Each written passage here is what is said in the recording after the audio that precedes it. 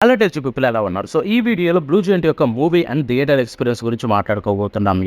ఈరోజు 24వ తారీఖు అండ్ ఈరోజు 'బ్లూ జెయింట్' మూవీ అయితే రిలీజ్ అయింది. సో, ఫస్ట్‌లీ దీని యొక్క ఎక్కడెక్కడ రిలీజ్ అయిందో మాట్లాడుకుందాం. మన ఆంధ్ర, తెలంగాణలో చూసుకుంటే విజయవాడ, వైజాగ్, హైదరాబాద్ ఈ 3 సిటీస్‌లో అయితే రిలీజ్ అయిందనమాట. చూడాలనుకున్నోళ్ళు చూడండి. అండ్ నేనైతే ఆఫ్టర్‌నూన్ షోకి వెళ్ళాననమాట.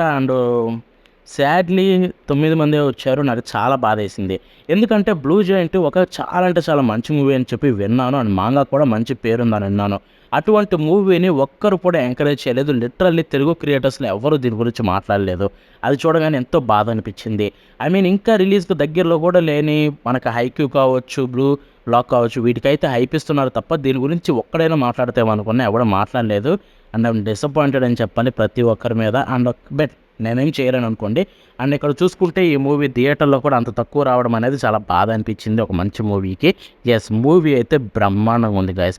ఇప్పుడు రివ్యూ విషయానికి వెళ్ళిపోతే నేను మూవీ స్టార్టింగ్ నుంచి ఎండింగ్ వరకు లిటరల్లీ నార్మల్‌గా అంటే నార్మల్ కాదు ఎంతో ఎంజాయ్ చేశాను భయ్యా. అండ్ మ్యూజిక్ గురించి కాబట్టి నాకు ఇంకా క్లోజ్ అయితే అనిపించింది మూవీ.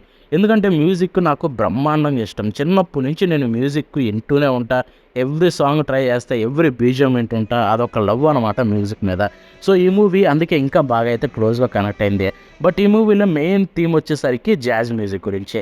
బట్ ఆ జాజ్ మ్యూజిక్‌కి నేను అంత క్లోజ్ కాదు, అంత ఫ్యాన్ కూడా కాదు. బట్ ఈ మూవీ చూసిన తర్వాత జాజ్ మ్యూజిక్ కూడా చాలా అంటే చాలా నచ్చింది. ఇన్‌ఫాక్ట్ నేను వింటూనే ఉన్న దాంట్లో ఉన్న ఓఎస్టీస్ చూసుకుంటే.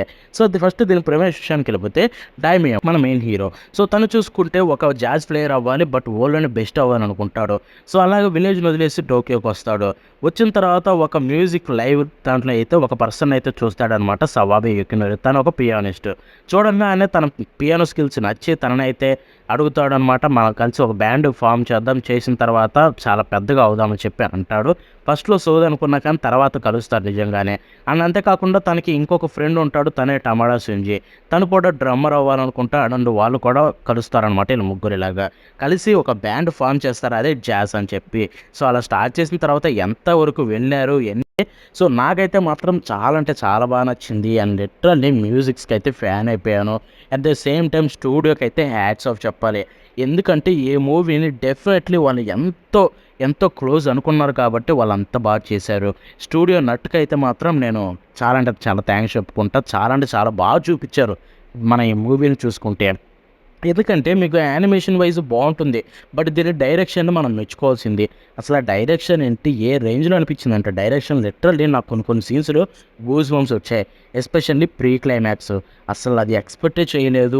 అది మాంగా ఉందనుకోండి స్టిల్ దాన్ని చూపించిన విధానం, దాన్ని ఎఫెక్ట్ మన మీద క్రియేట్ చేసిన విధానం ఎంతో బాగా చూపించారు.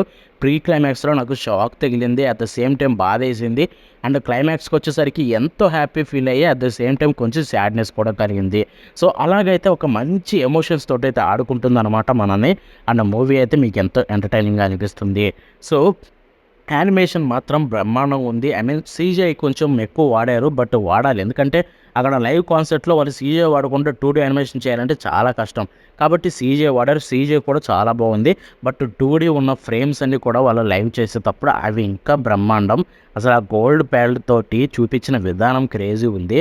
2 టైమ్స్ బ్లూ ప్యాలెట్ వాడతారా అదైతే బ్రహ్మాండంగా ఉంది. ఇక ఆ తర్వాత వాయిస్ యాక్టింగ్ విషయానికి వెళ్ళిపోతే వాయిస్ యాక్టర్స్ చించి పడేశారు. ఎందుకంటే ప్రతి ఒక్కరు ఎంతో మెచ్యూర్‌గా అనిపిస్తారు. ఒక్కొక్కరికి 18 సంవత్సరాలు అండ్ వాళ్ళ వాయిస్ కూడా పర్ఫెక్ట్‌గా ఉంటుంది. అండ్ వాళ్ళ ఏజ్‌కి తగ్గట్టుగా మంచి మెచ్యూరిటీ ఉంటుంది. At the same time voice actor చించి పడేశారు. అండ్ ఆ తర్వాత మ్యూజిక్ గురించి నేను చెప్పాల్సిన అవసరం లేదు. ఎందుకంటే మూవీ థీమే మ్యూజిక్ కాబట్టి ఆ మ్యూజిక్ హైలైట్ ఉంటుంది. అంతే నెయిల్డ్ ఇట్. నేనైతే ఆ జాజ్ మ్యూజిక్కే వింటూ ఉన్నా వచ్చిన కాడి నుంచి మూవీకి వచ్చిన కాడి నుంచి. సో, ఓవరాల్ నాకైతే ఒక మంచి సినిమానైతే హ్యాపీగా థియేటర్‌లో కూర్చొని చూసిన ఫీలింగ్ అయితే కలిగింది. ఇక థియేటర్ ఎక్స్‌పీరియన్స్ విషయానికి వెళ్ళిపోతే థియేటర్ చెప్పాల్సిన అవసరం లేదు. కొన్ని movies only made for theatres అంటారు. సో, ఇది కూడా డెఫినెట్‌లీ వాటిల్లోనే ఒకటనుకోవచ్చు. ఎందుకంటే దీని మ్యూజిక్ మెయిన్ థీమ్ కాబట్టి మీకు మంచి సౌండ్ సిస్టమ్ ఉంటే మీకు డెఫినెట్‌లీ నచ్చుతుంది. అండ్ అందుకే నాకు థియేటర్‌లో ఇది చాలా బాగా నచ్చింది. నేను ఎంతో ఎంజాయ్ చేశా. And at the same time నాకు డెఫినెట్‌లీ ఇది టాప్ 5లో అయితే ఉంటుందన్నమాట. నేను థియేటర్‌లో చూసిన యానిమే మూవీస్‌లో.